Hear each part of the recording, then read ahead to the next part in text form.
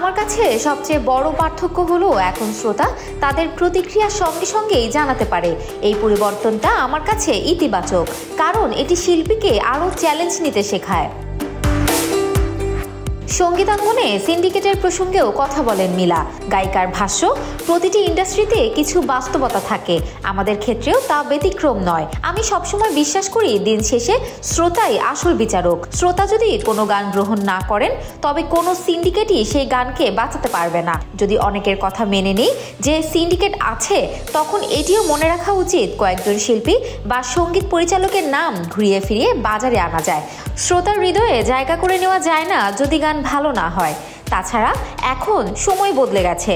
যারা মনে করছেন সিন্ডিকেটের কারণে তারা থেমে আছেন, তাদের বলবো এই সময়টা আসলে সুযোগের সময়। ইউটিউব, ফেসবুক, টিকটক এসব প্ল্যাটফর্ম দিয়ে আজকের দিনে অসংখ্য শিল্পী বিশ্বজুড়ে জনপ্রিয় হয়ে উঠছেন।